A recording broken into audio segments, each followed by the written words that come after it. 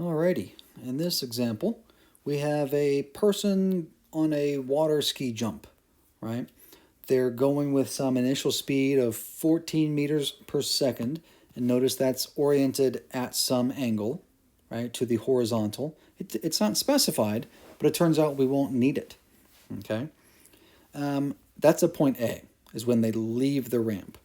At point B in this problem is when they're at the top of their arc, right? The top of their jump's trajectory.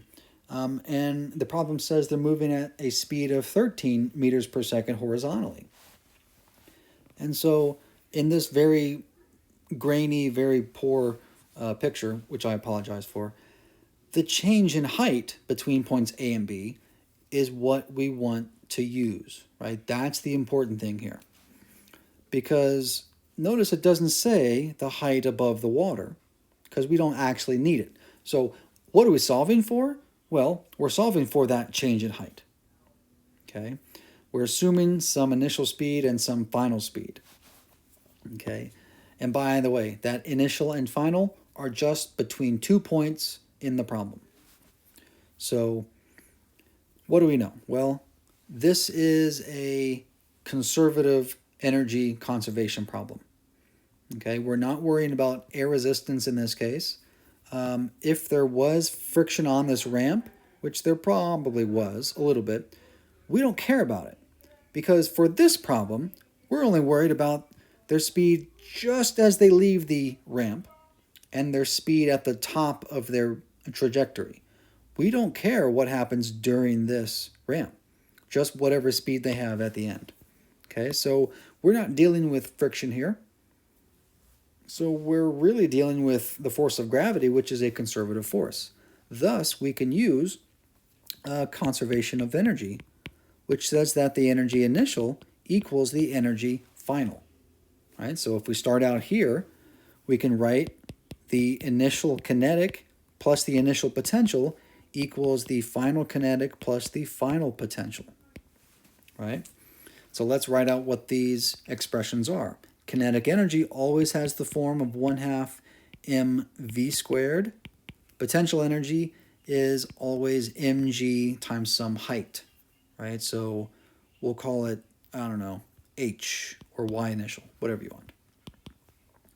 And kinetic energy final, 1/2 mv final squared, plus some final height, mg h final, all right?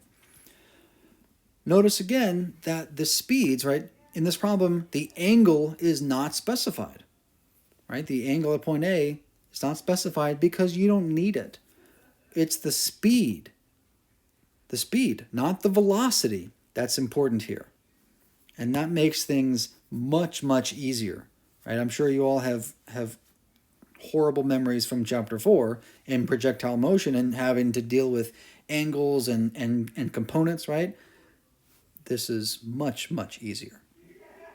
So, what do we have? We have a final speed and initial speed. So our kinetic energies don't cancel. But what I'm going to do is take the initial potential energy and move it to the other side, right? Because we're solving for some change in height, right? H. So if you want to, we can write capital H as height final minus height initial, okay? And so now, because of that, I'm going to take the final kinetic and move it to the left side. So we have 1/2 m v initial squared minus v final squared. And what I did there is that I just combined terms without showing it, okay? And now I'm going to combine terms again and have mg height final minus height initial. And again, that's our capital H, okay? So, solving the equation for capital H means we just divide through by mg or just, divide by g because masses cancel. That's another great thing about this conservation of energy. Most of the time, the mass will cancel, right? Don't automatically do it, right? It doesn't always cancel necessarily, but most of the time, it cancels. You don't need to worry about it. So what we have is the initial speed squared minus the final speed squared over 2g, I believe. Yeah, that's it. So initial we have is 14 squared minus 13 squared divided by 2 times 9.81. And we should get 1.38. And if we put SI units in, we should get SI units out.